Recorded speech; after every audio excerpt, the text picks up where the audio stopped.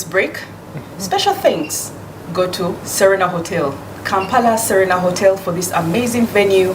Come to them for your finest accommodation, great dining, and the conferencing spaces.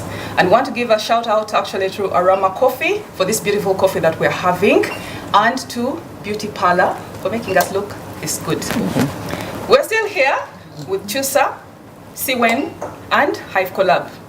Carol, Noeline, Hadija.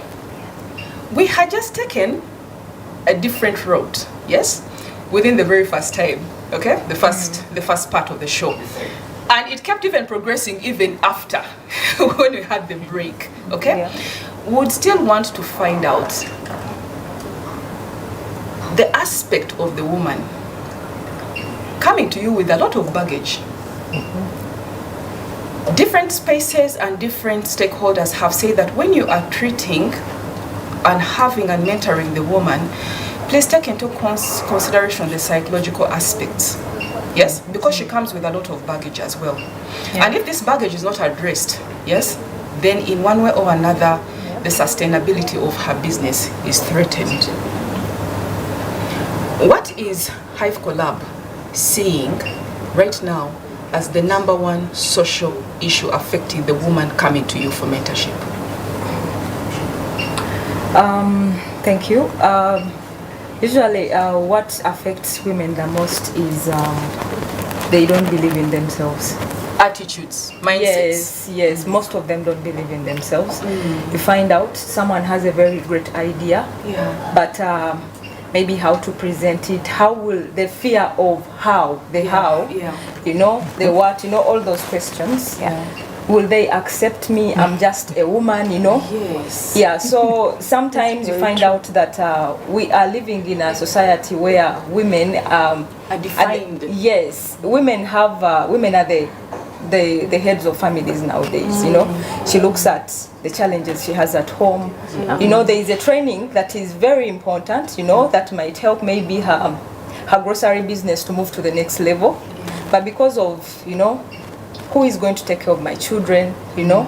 But if my husband finds out, you know, because we have guys out there who beat their women up by finding out that, you know, she was in an event, you know, a training. Yes. You are meeting men out there, you know? So the fear of how they don't have the confidence. Because I believe a woman who is empowered enough, can conquer the world. They can run that business. Yes. Yeah. Isn't it sad that a woman comes up with this brilliant idea, and she, at the back of her mind, she has this this incredible fear that the man is going to beat her up because she's, you know, participating in something like that? But this is the society that we live in. Yes. Right? How do you treat cases that are like that? How does Siwen treat them? At Siwen, like you mentioned before, we have an open door policy. We're really trying to create this business resource space where, regardless of your education level, whatever level you're at in society, you can walk through our doors. But we've also learned that working with women is really different. So there are lots of challenges, but two things we do. One, if we work with groups and individuals, groups have group dynamics, but some groups have men and some groups have women. So we really have tried our best to bring the men on board, and we have seen that has brought success, even with individual entrepreneurs. For example, we have an entrepreneur who makes one of the best juices, like juice blends. So every time she stays on Entebbe Road, but then she comes to deliver like at our office. But sometimes she comes with her husband. And then the first time they came together, the gentleman is like, oh, wow, now finally I get to see where she usually comes. So now sometimes he's very supportive, like to come and deliver. But we are really open. We really want to understand, because family, if something happened to a woman, if a spouse is sick, a child and anything, she will close the business down first thing without even thinking about it, to go and give their support to that. So we are very... we understand that, like at the back of our minds, that these are women. They hold the family together. And then with the younger ones, what we are seeing is also, it goes back to family. So many people are graduating right now. Graduation just happened. young people are really taking on entrepreneurship, but their families are not very supportive of that. Someone told me, the weird thing, no, the other day we were the weird talking, thing. and she's like, oh, I've been making these very good briquettes during my internship. She went to Fort Portal. She was working with Uganda Wildlife Authority in their conservation project, and she taught them how to make briquettes. They picked it up. When she came back home, her father is like, no, now that you've graduated, I need you to find a job. But already she was making money. Wow. Yeah, so she was one of the young people in our Young Women Entrepreneurs Bootcamp. Let's even talk about this. Let's exhaust it a little bit. Exactly. What is so wrong? It's happening. What is wrong with families? Perception. The perception about business, right? Fair. Last resort, yes. It is also the thing you have on the side, but is just for the occasional money to come in so that you don't get stuck. True. Yes? All these different mindsets about business. And this is why it becomes very difficult, because someone, for it to be sustainable, because someone gets into it saying, I want this for me to be my side hustle. Okay? It's not going to grow. I'm not thinking about, export. I'm not thinking about all this, you know? But I want it on the side. But I'm looking for a job. So how do you mentor people like this with the, how does the mentorship? Because this is happening. It's happening really. Actually, I could give another example. One of my friends, one of my friends, sorry. It's okay. Yeah. Friend, I have one friend of mine. She's really running a successful tailoring business, and she's really good at it. When she makes for you a cloth like what she's putting on, she's really good at her work. Yeah, but this is someone who has written applications, and she has never gone through anywhere. But told me on a monthly when she sells the dresses and everything, people make orders, she makes 3 million minimally. So what is happening? Are these first wait, Carol? Are these sales being reflected? Because clearly, if she said she was making that per month, there is no incubator that would turn her down or accelerator. It wouldn't. So there must be either an up-down sort of thing.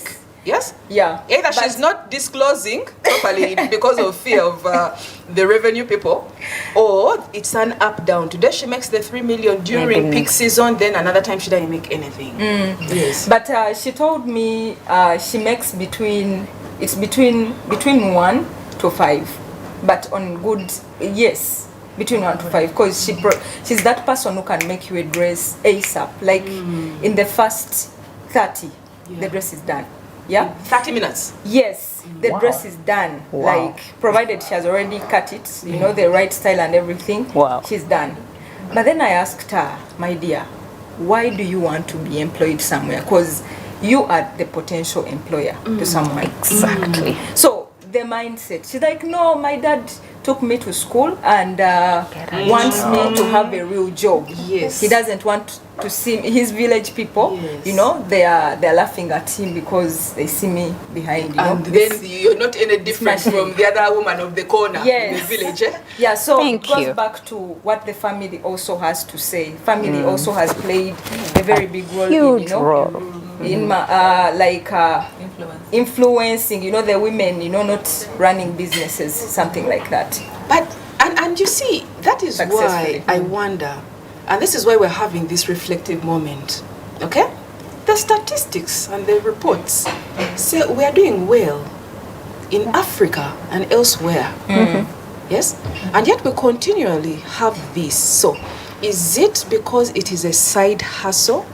They are not identifying that it is taken as a side hustle, right? It is. They're not identifying that in most times people put it there because yes, it is their passion, but they have to cling on to the ideal of the job. Because we have spoken to so many and others that have left formal employment. Formal employment, the way that gives good money to the average Ugandan, even above average Ugandan, whereby like if I had that job, I would be comfortable. And someone just ups and leaves it and say, I want to follow my passion. The very first thing that occurs to me is, this passion of yours, where did you get the courage? Exactly. Because very few people do that. They prefer to juggle and keep it on the side like you're doing, like your friend's doing. Yes, and continue. Okay?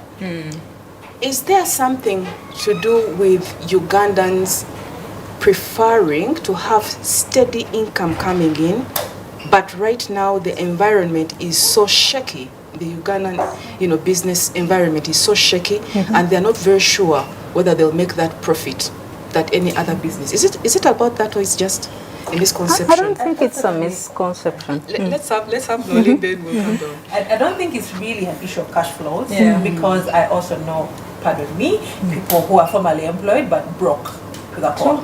Okay. So it's really about it's really about waking up. I work at this job where I wake up and wear a suit, Yes. and so I look serious. Yes. that Don't brokenness look is serious. So, Nolin, and then ladies, coming to my friend, ladies, let's first revert. Yes. Okay. This particular brokenness to that other person is just going to last for 3 weeks until the paycheck comes, right? Ma'am, point of clarification. I don't want to dive into people's professions, really. Okay. But there are people that when you look at the cost of living right now, Yes. and what they're earning, they're literally in debt perpetually. True. But they'll stick to that job because the society looks at them like quote unquote serious citizens. Because they sit in an office that probably has an AC, Yeah. and they work in this corporate company.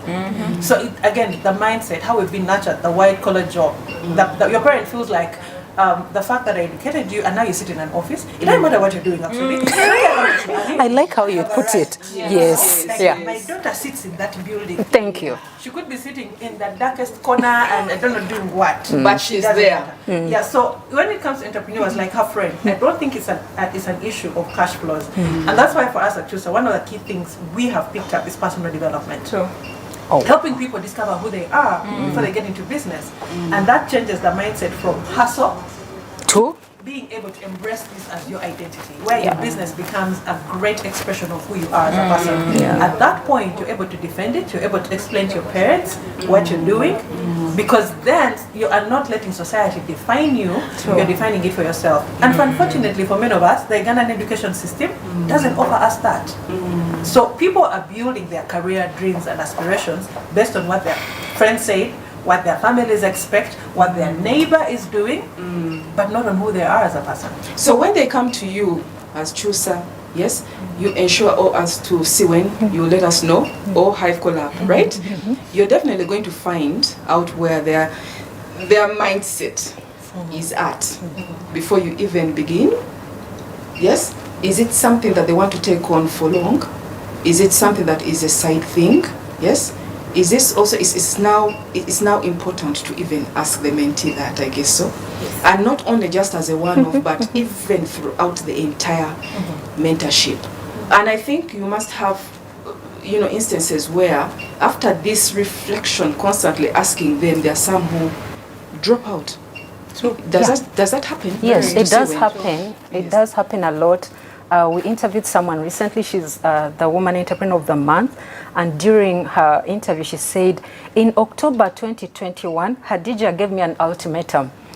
I was like, if you don't do this, but now she's built a business and now she has about 6 products. But she had to mention that to people, like, I had to give an ultimatum because I saw potential, but she was employed.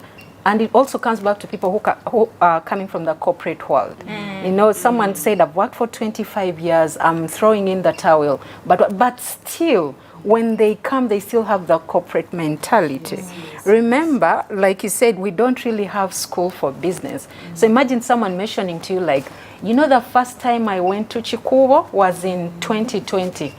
So in my mind, I go back, I started going to Chikubo when I was about 14. I could juggle my way out. Yeah, but that's because of my background, you understand? But now they really have to go and understand that other world, because if you're looking for teens, you're looking for jazz and everything, I'll send you to Samaka, go and find them. This is a Rua Park. You know what happens there? Yeah. It's like it's a feast. Yeah, that kind of thing. But again, now they start embracing it. But the mindset change is one of the most important, especially people, because COVID also brought in unemployment. Many people, especially the older people, were laid off. And now they turn to entrepreneurship, because one lady said, I had about 20 ideas. If I had walked into CWEN 15 years ago, I would be one of the richest people in Uganda, because right now she sees whatever she's doing is moving at a very fast rate. But because she was also like, yeah, you know, but I'm still employed. Like, you know, I have a monthly paycheck, I have like health insurance and everything that comes in between. So remember, entrepreneurship has nothing to do with that. At the end of the month, you could be in losses. You don't know whether you sold or the people you supplied your products have even paid you back. You know, there is that thing. So the safety nets are very sketchy, scary, but you really have to have the zeal and the passion, like to say, okay, let me go through it. And this is why peer-to-peer is very good, because now you sit with someone who has done that, and then they're like, you know what, this is where I started. Everything is going to be okay. Keep also pushing. mentoring circles where you meet several startups or like entrepreneurs. They share their different experiences. You get to learn from someone, something like that. But coming to you, Carol, yes, Hive Collab. Yes. You have so many different collaborations, and you're all for, you know, that interface. Yes, come and sit together with your idea. It's a concept. Let's sit together and come up with something, right? Yes. Because you have those spaces at Hive Collab. Yeah, we do. In technology, which is a budding area, like really budding area. Right now there is online shopping, there is everything literally is getting online. And you guys get to see it firsthand because all the others are pushing for it. True. When the woman comes in and she comes in and says, I want to have this app developed, okay? She comes in with something, a desire that is maybe going to meet the need out there. What about when she is on and off and she's saying, I just want to develop it, sell it off and go and do my own things. I just want money. I'm not. Is that the motive behind, or you also see others that really want to follow it up, such as in health? So what we usually do, like I said, we do tailored support. It's an incubation hub. We do tailored support. So we've dealt with quite a number of people in that category that we just talked about. And by the time she comes to us, before she even gets done with, I want to just develop this and let it go, we've already gotten solutions to her. And by the time she leaves, she's now more intentional. It's not about developing and, letting go.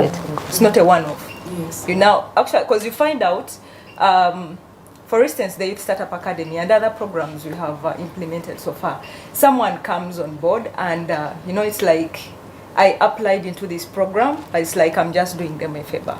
But by the time we get done, these are the people that are sticking. Why do they feel they're doing you a favor? Why? Why? Yes. I don't know. Like I said, mindset, we feel we are supposed to be given government to Yambi, those things. Yes. Yeah, and as a woman, I have to be given. They have to beg me to do something. Are you sure? Yes. Yeah, the mindset goes back to mindset. First wait. Yes. Because clear, unless it's from another angle of we were so many and I came out first on top. Yes? No. So there's that entitlement. Is it happening as well? Yeah. We mentioned this at the beginning of the conversation. Is it the other way around? Because when you bring it like that, then it's the other way around, the mentee coming to you and feeling she's doing you a favor. But it came up in the very first part. It does happen, and I think this conversation keeps going back. I know Carol thinks I like to talk about culture, but yes.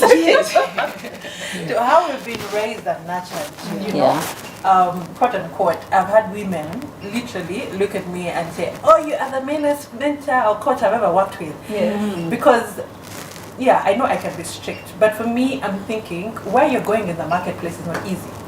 So if I'm training you to become a journal in the marketplace, I'm not going to be cushioning you. True. I'm going to be pushing you to do the hard work. Now, women love to be cushioned and pampered. And let's get this clear. Mentoring is not about pampering. Yes. It's not about telling you all the nice things, just sharing you all and you feel good and feeling your emotional cup. No, it's a boot camp. I agree. So that's why you need to be ready when you come. And yes, women come in and they feel like, oh, you push me too hard, I'm going to give up. Oh, you people are asking for too much. You're too hard. But they are the very people that say, prepare me to go pitch and compete with men. And how do I prepare you to compete with men when I'm just cushioning you and babying you? I'm not going to baby you. Exactly. Because business is a rough field. Yes. So women need to embrace that perspective. That Yeah. when you come for mentoring, no, it's not a sisterhood. You know, it's not a sisterhood. Like, oh, I really like what you're saying. No. You actually want business. I You like- want to close deals and make money? Yeah. Be serious. I like what Noelin is It's saying. not a sisterhood. Nolin is. Yeah, I like what she's saying because that is very, very true. Because someone said the first time she came to us, she had a product that was labeled using cassava glue. And we just her. So now that she has reached almost like the export level, she's telling her story and she's like, I can't believe those ladies told me to go back. So we're like, so where are you bringing something labeled with cassava glue? The label is going to follow. So where am I going to put it? And she's like, I got to learn everything now. Recently, like we got a huge order going to the UK, and she was very excited. And it was a cash order. You understand what that happened? So we're like, so, but this is what we're talking about. She's like, no, now I can stand and tell my story. And I'm like, this is what we wanted you to do. But most people come, like, they tell you like, oh, you guys have tough love. Yeah, I always, especially the younger people, I always tell them, if you're not going to do this, I don't know you. Lose my number. No, I'm serious. I say lose my number. Don't call me. Don't do anything because I'm putting myself out there for you. If my name is on the line, it has to be serious. If you don't want, I'll give an example. You know how someone texts you and then they write you in shorthand or email? I don't reply. I don't answer. I don't say anything. If you cannot type, don't send me a message. Please, thank you. Even if it's WhatsApp, thank you very much. I'm not interested. Hadi, people calm down. Calm down. But let's talk about this because this is, I'm quiet because this is interesting. Very. Women are known to be so resilient. We also have a quote unquote a higher threshold of pain. That means we're able to be as resilient and as persistent as possible, especially when we are passionate about something. So when you tell me that you have these scenarios or these cases that come to you and they're willing to give up because you are quote unquote pushing them so hard, it's baffling. It's actually very baffling. So in my mind, what comes to me is the businesswoman prepared to jump out of her comfort zone? Yes? Is she prepared to jump out of her comfort zone? Or is it about just moving from one mentorship to another mentorship? You know that the majority come for money, by the way. True. Yes? Are you people giving grants? Actually, we call them serialpreneurs. There's even a name for them, right? Yes. They're just after the money. Once they get the money, they're out of it. they're out of it. And this is why it's very important to have that very high standard of, for the cohorts that come in, right? That's why you find out that some cohort, some training, some programs, by the time the money is remitted, it takes some good time. Such that in case your intentions were Was not to get right, money. you just get the money. You're out. But are you also ready for the long haul? Yes. Like for the business? Are you ready for it? So I'm going to give you money, but are you ready to receive that money and use it Are for you whatever prepared? you're going to use it for? This is interesting. We have all shadiness happening. We have the good ones, we have the good side, yes, the ones that really have the zeal and want to get in and seize everything. And then we have those ones who are there for the next, the next gig, what can it give me? The next gig, can I try as much as possible and get that 500,000 and all that? Yeah. So we're running out of time. In just a few quick words, okay? Please, just let the people know about what it takes to be resilient. It's just a very brief, very short words. Let's start with Carol. Okay, thank you. So for my case, it goes back to mindset. Yeah, let us be positive. Let us be positive. Yeah, let us. One thing I've seen happen among the youth, especially the ladies that we've worked with, is before something even starts, they've already deemed it a fail, something like that. So you just eliminate that thing of, I won't make it. Yeah. So let our mindset be always positive. Speak good things about your business, about your idea, and if you continue like that, you reach the success that you want. Have a positive mindset. Yes. Even before you come, they come to you. Have a positive, Be organize positive, and have a just positive. be positive. Because at Hive Collab, you will stress it. Yes. Then Siwen? Seek knowledge, seek help or support. Yes. If you want to win, you can't be like a one-man team. Yes, so if you've started something, seek for knowledge. Who has done it? Carry out some research. Has it been done in Uganda? Not just saying like, oh, I have the best idea. They always tell us nothing is new under the sun. So that means if someone has done it, even if it's not here, somewhere else, seek for knowledge. Because there are lots of resources out there. A lot of what we know we didn't study in class. So keep like learning, if you don't continue learning, then what will happen? The world is evolving at a very, very fast rate. And so it is evolving, and so is the face of mentorship. Mentorship, yeah. In a quick one, Nolene. First of all, what I would like to say is right now women have a huge opportunity. Most programs are going for 70%. Can you imagine? 70% inclusion. Women, they are looking for you. We are looking for you. And so that means show up. Step up. The whole idea of self-selecting yourself, even if you have 30%, show up, apply. What's the worst that can happen? That's the question we need to be asking ourselves, because 70% is a huge margin. The opportunities are there, we're not showing up. So for me, the advice to women is show up. Knock on every door you can, stand in every queue you can, write every application you can, because it costs you nothing. Oh, that's very, very interesting. Great mindset. Have a great mindset by Carol. Yes. Hive Collab. Be prepared. Be knowledgeable. Yeah. That is Hadi from Siwen. Positive mindset. Positive mindset. Yes. And continue learning. Nolene, you are looking for them. You are looking for the woman out there. And so are others. But let them show up. Yes? And when they show up, they better be prepared and willing to learn and willing to give it their all. Yes, that's very good. Very true. This is mentorship. Doreen Kemcha, this has been this episode, reflective episode of Women in Business on Smart 24 TV. Thank you for joining us. But before we go, we want to give special thanks to the Serena Hotel, Kampala Serena Hotel, for this beautiful space, which is also the home of women in business. So come to them, make your bookings for the finest accommodation, dining, and meetings of your conferences. I want to give special thanks also to Aroma Coffee. This has helped us go through this, although of course we're having as much fun as possible. And last but not least, to Queen's Parlor for this beautiful makeup that we have. Until next time, see you then, and thank you.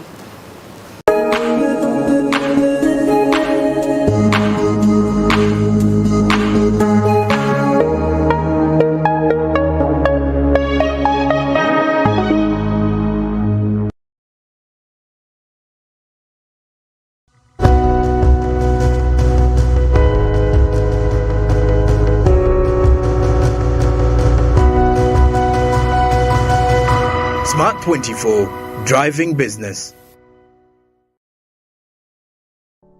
Luxury redefined at Seasan Hotel as you indulge in the splendor of elegant living fit for the royalty that you are. Step into comfort, pampering and blissful customer-centric service as you select from our range of comfy, exquisite living quarters furnished to meet with your royal preference. Surrounded by scenic beauty, our tropical setting allows you to escape the glamorous ordeal of city life. Our ambient green gardens will guide you to a place of revitalizing rest. The 3-star restaurant caters to your palate, serving your choice menu ranging from exotic cuisines to local delicacies. Our chefs will serve you full-course meals for a truly out-of-this-world culinary experience. Our fully stocked bar to whet your throat, from renowned global brand whisks, brandies, gins, beers and wines to our locally celebrated beverages, you will not lack for any brewage. It's an all-new experience in the East at Seasan Hotel, so visit today at Plot 15 to 19 Spire Road, Ginger, or contact us on +256 751 719 960 and +256 785 354 614 for reservations. Seasand Hotels, luxury redefined.